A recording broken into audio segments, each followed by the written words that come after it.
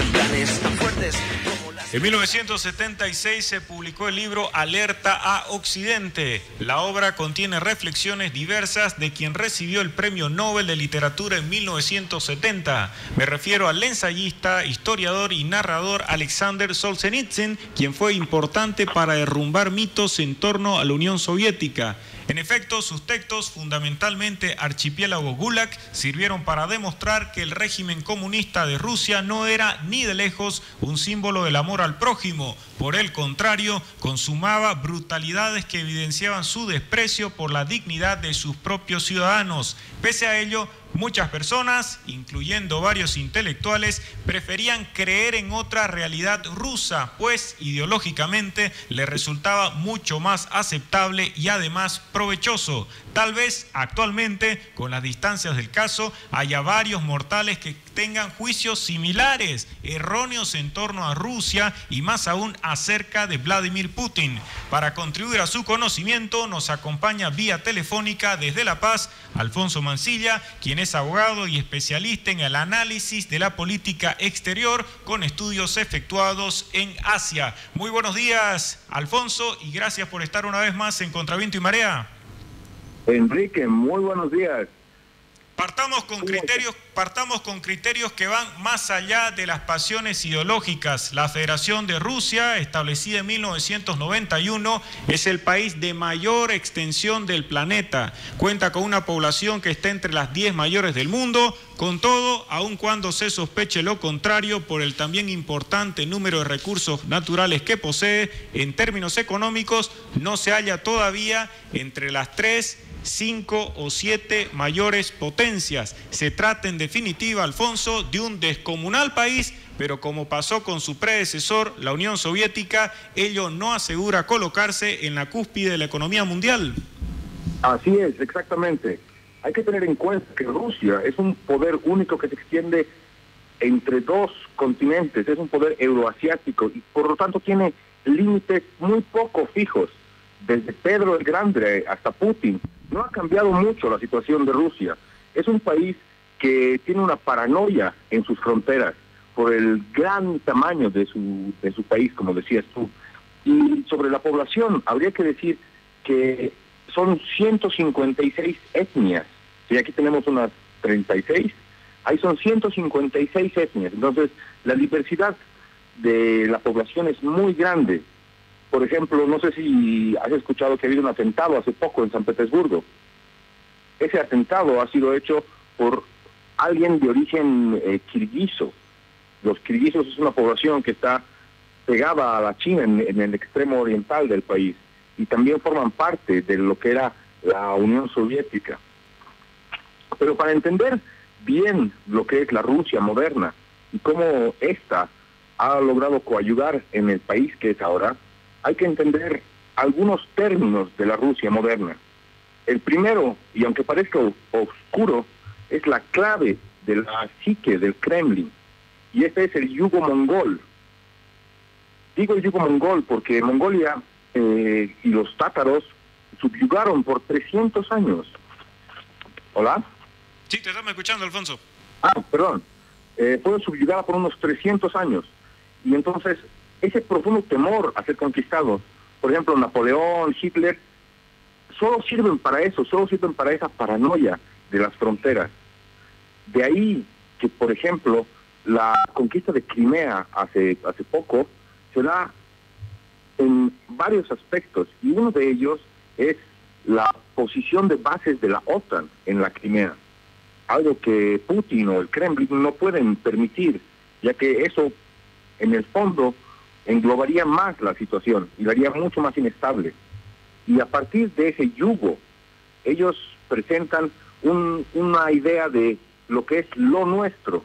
En la Unión Soviética, como bien decías tú, en el archipiélago Gulag, se ve muy bien a través de los ojos de Solzhenitsyn que esta Rusia se divide entre los nuestros y todos los demás, los que están afuera. Esa mentalidad de nosotros contra ellos, esa mentalidad de aliados y enemigos, ha hecho, por ejemplo, ahora que hay una restauración del credo ortodoxo muy grande. Y esa restauración se da, por ejemplo, en un movimiento juvenil que tiene alrededor de 120.000 miembros y se llama Nashi. La palabra nuestro en ruso es Nash. Y Nashi son los nuestros. Es ese grupo juvenil que en cierto modo es un grupo de choque que ha sido muchas veces comparado con las juventudes hitlerianas. Dime. Sí, quería subrayar eso que estás apuntando, el hecho de la carga histórica, una tradición que naturalmente, si se revisa la historia de Rusia, no deja gran espacio para una práctica efectiva de la democracia, porque nos encontramos con zares, después con un régimen soviético comunista en donde no había sitio para la pluralidad y posteriormente ya en los tiempos presentes tampoco hay un régimen que permita evocar fácilmente lo relacionado con las libertades civiles y políticas. Una carga histórica, una tradición que explica de cierta forma lo que está sucediendo. Sí. Otro de los términos importantes que quería mencionarte es la restauración. Putin asumió el poder el año 2000, el principio del siglo, y a partir de ese año empezó con el concepto de la restauración. Esa restauración no se refiere a derechos ni libertades, se refiere al hecho de volver a hacer a Rusia una gran nación, a la madre Rusia.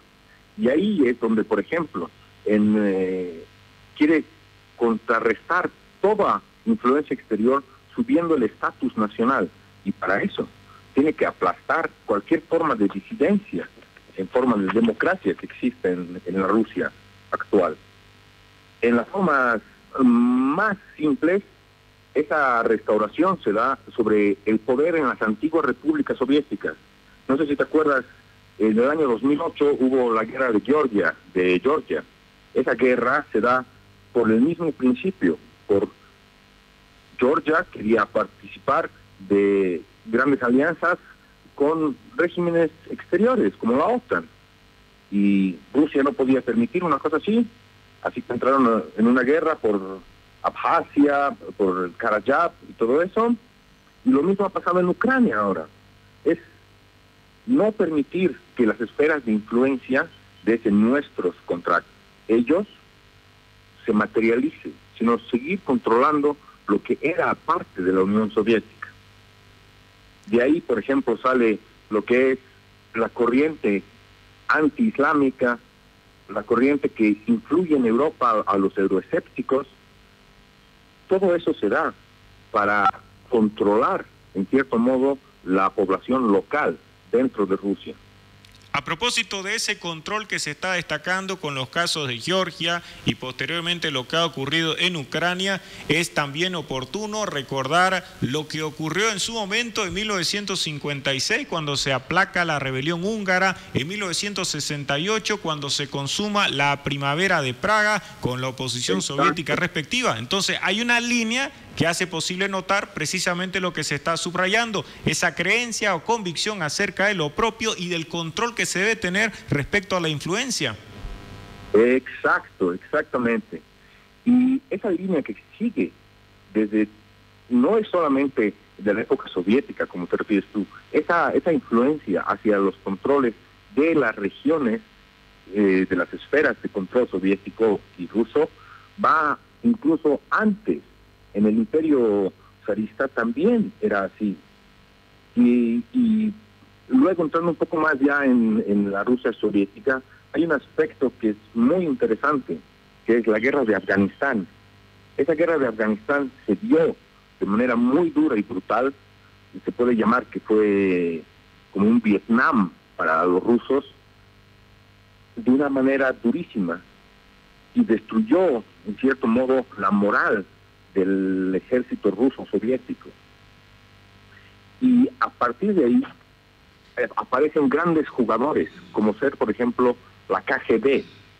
La KGB, la actual FSB, que era el servicio de inteligencia, se dedicó a hacer un análisis para comprometer a diferentes líderes, ¿sí? Esa idea subsiste todavía hoy, es lo que se llama el compromat. Son los materiales comprometidos que se tienen de otros líderes para apoyar y para influenciar sobre todo las decisiones que esos van a tomar. Me refiero a este tema porque es muy importante tenerlo en cuenta a la hora de hablar de las nuevas tipos de guerra, como por ejemplo la desinformación, las noticias falsas. Todo eso viene desde esas épocas cuando se intentaba controlar esas esferas de influencia en las repúblicas soviéticas. No es casual en este sentido incluso que se hable de numerosos piratas informáticos que tienen nacionalidad rusa y que en varias ocasiones han despertado inquietudes, irritaciones y denuncias incluso desde la Casa Blanca. Recordemos lo que pasaba en su momento cuando estaba Barack Obama en la presidencia. Así es, claro que sí. Ese es un clarísimo ejemplo de cómo funciona la desinformación rusa. Esa desinformación no solamente se da, como por ejemplo el caso de Obama, asaltando los servidores del Partido Demócrata, ni nada parecido. Se da también en el régimen interior. Déjame contarte una pequeña historia. El año 2002, cuando todavía Putin no era muy fuerte, había un fiscal anticorrupción famosísimo que se llamaba Yuri Skurakov. Ese fiscal empezó a investigar al Kremlin por el uso de influencias, dineros y asesinatos para la compra de las grandes industrias de los oligarcas, las grandes industrias del gas y el petróleo.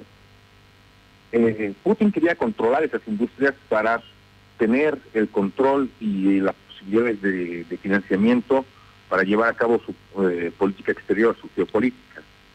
Ese fiscal fue encontrado un día tirado en un lenocinio con 2 prostitutas muertas. Esa imagen de la película El Padrino, donde aparece el senador también en cierto modo inculpado por ese hecho, eso fue una de las partes más interesantes de cómo se usa ese compromat, esa desinformación.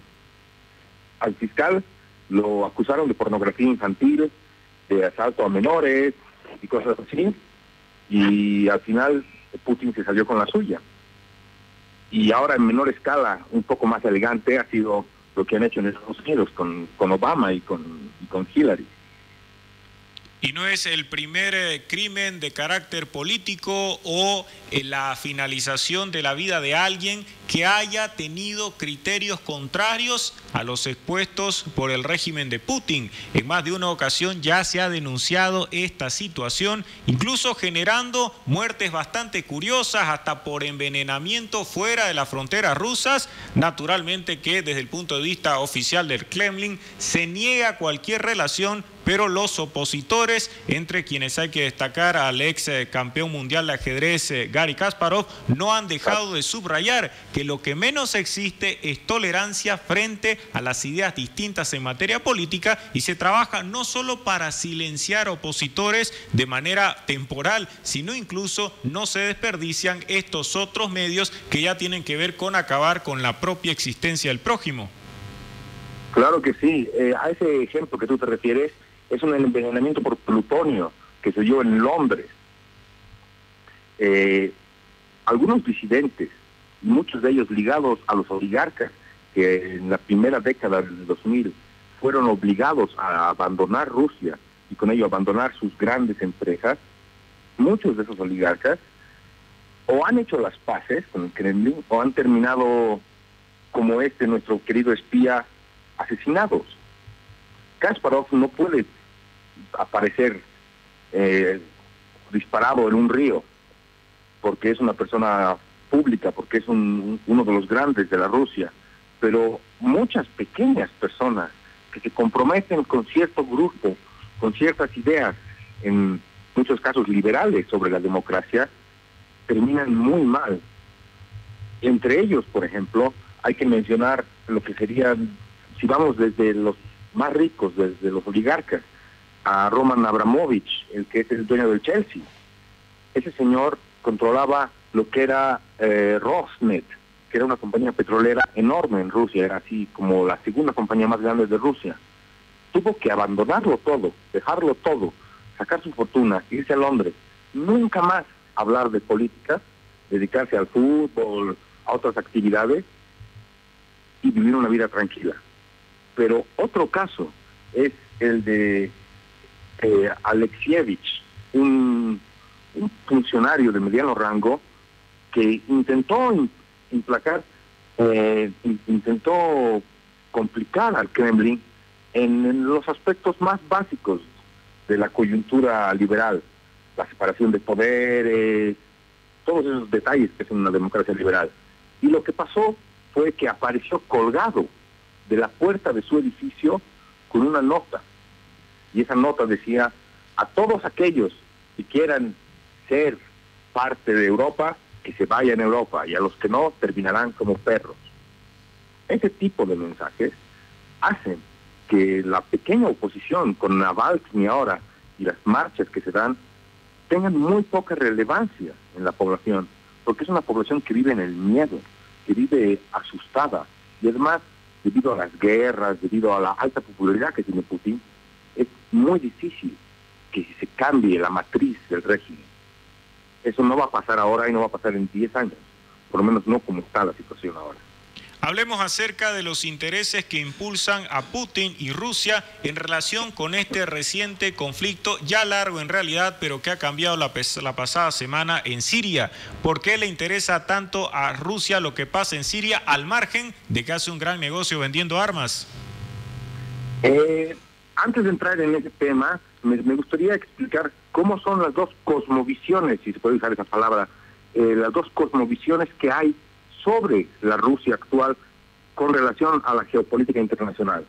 La primera de ellas es todos aquellos que ven a Rusia como una amenaza externa, en el sentido de que es la principal amenaza a la democracia liberal, que es una amenaza y que se va a dar una confrontación militar, y que es un país que ya está en una guerra fría, podríamos decir 2.0, y de manera interna, como ese control autocrático, como las elecciones fraudulentas, el asesinato de periodistas y la desinformación hacen de Putin una figura totalitaria y restricta.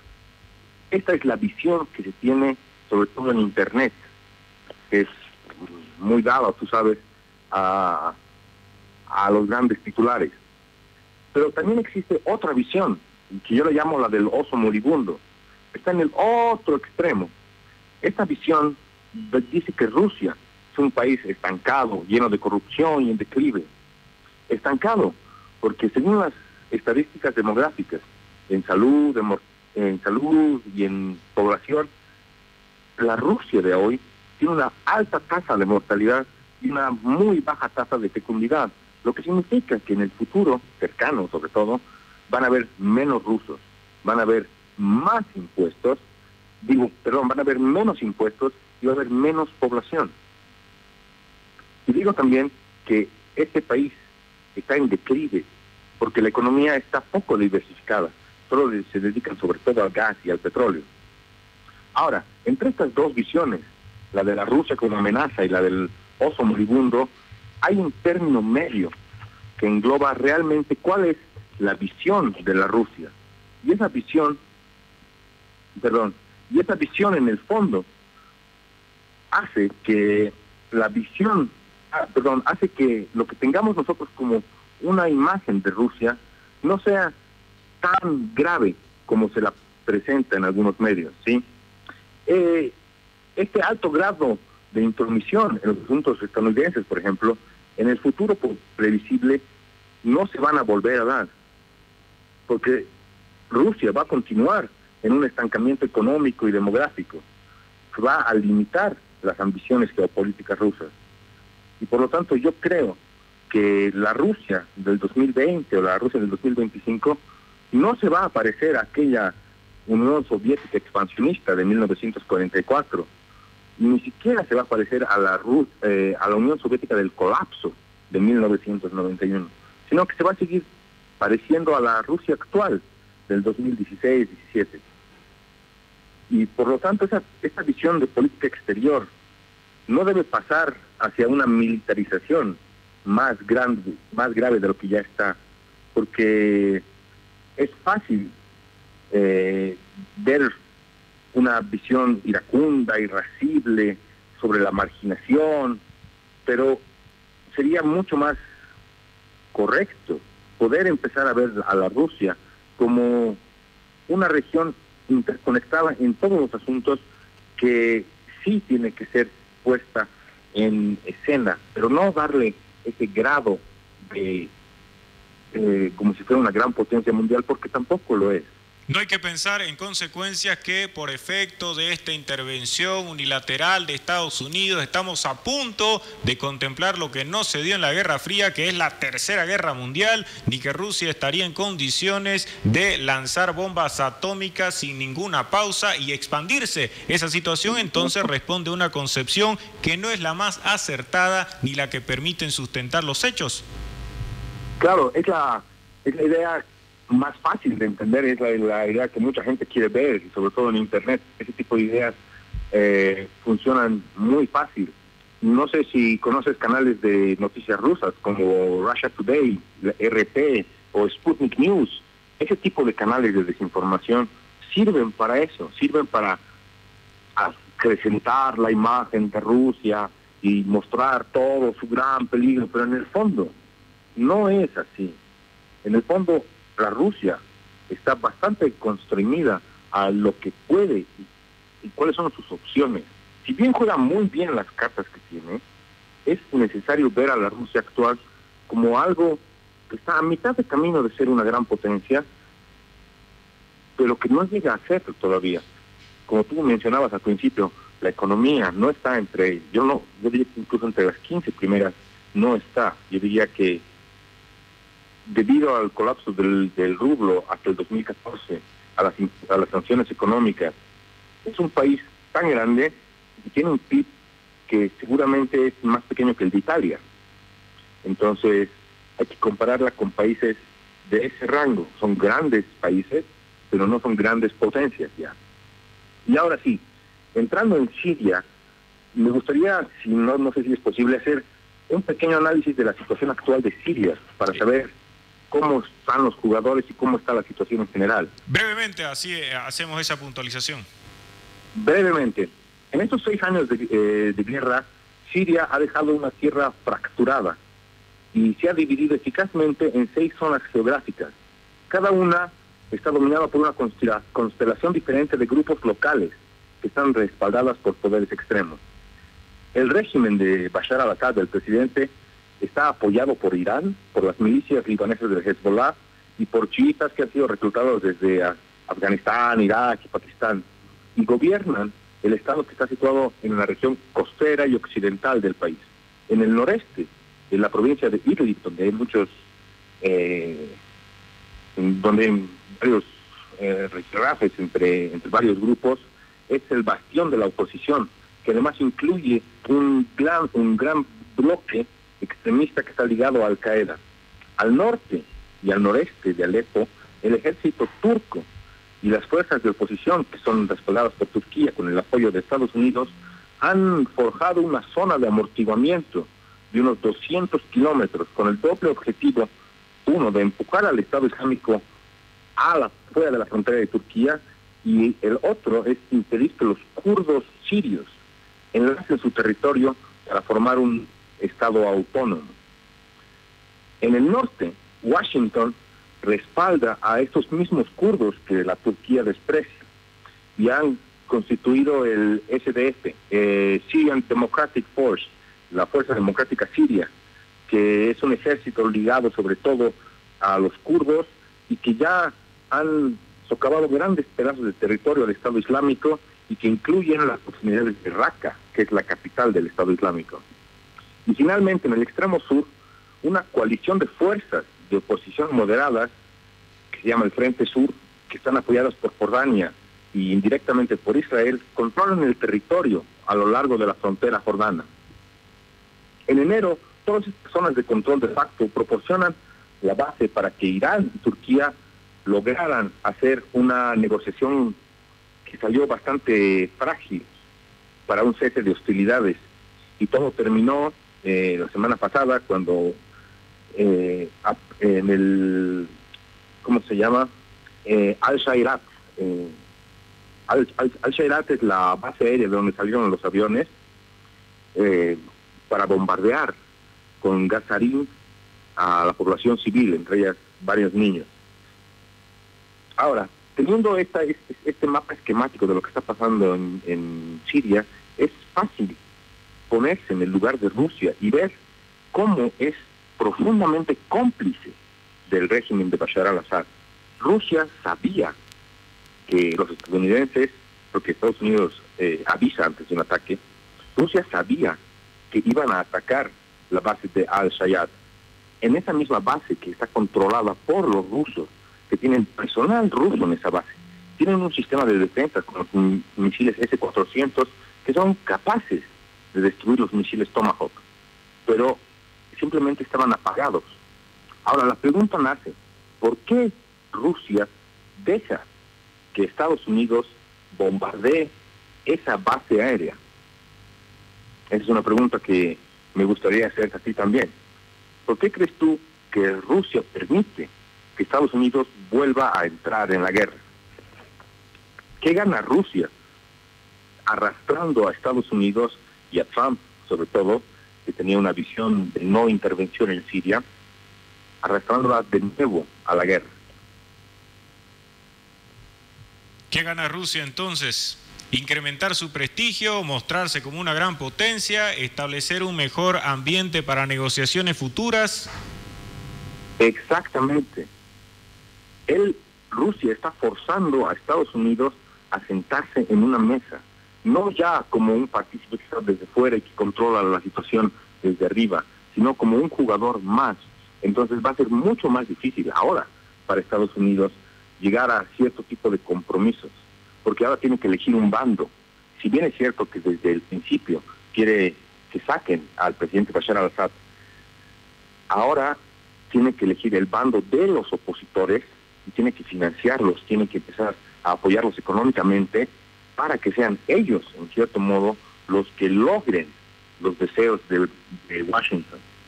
Y llegar a este resultado va a ser extraordinariamente difícil, y sobre todo va a requerir que la administración Trump se enfrente con Moscú para empujar a al-Assad a congelar el conflicto. Y todo eso va a dar una solución, en cierto modo, de una política descentralizada. Ya no va a existir la Siria que hemos conocido hace 10 años, ni hace 6 años. Ahora los Estados Unidos necesitan a Rusia para aplastar el califato, pero por otro lado es Rusia la que quiere y necesita desesperadamente la cooperación antiterrorista estadounidense para legitimizar su propia intervención en Siria. Entonces, como puedes ver, es un juego bastante complicado de poderes y equilibrios. Y a nuestros radioescuchas me gustaría recomendarles un gran libro. Bueno, me gustaría recomendarles 2 grandes libros, ya que estamos. Uno de ellos se llama Imperio, de Richard Kapuscinski. No es una obra así larga y tediosa y horrible sobre el Imperio Soviético. Es simplemente un recuento de sus viajes por las diferentes repúblicas. Es un recuento sobre sus viajes al corazón de las etnias rusas, donde se ve cuán diferente es toda esa gran nación. Y otro gran libro que me gustaría recomendarles es el del premio Nobel Svetlana Alexievich, que se llama Los muchachos de Zinc, sobre esa guerra que se hablaba de Afganistán y cómo esa guerra destruyó miles de vidas, miles de familias, destruyó toda la aspiración rusa de convertirse en un gran poder, y cómo Afganistán hasta hoy se convierte en una tumba para los imperios. Muchas gracias, Alfonso Mancilla, abogado, especialista además en este análisis de relaciones internacionales. Está claro que siendo Rusia un gran país, una gran extensión, el tema igualmente tendría esas proporciones. Estaremos en cualquier caso en nuevos contactos, ampliando este tema, conociendo un poco más de Rusia para entender mejor lo que ocurre fuera de las fronteras plurinacionales, ya que nunca dejará de ser saludable hacerlo. Gracias por el contacto, Alfonso. Gracias, Enrique, y gracias a la radio. Un gran placer. Buenos días.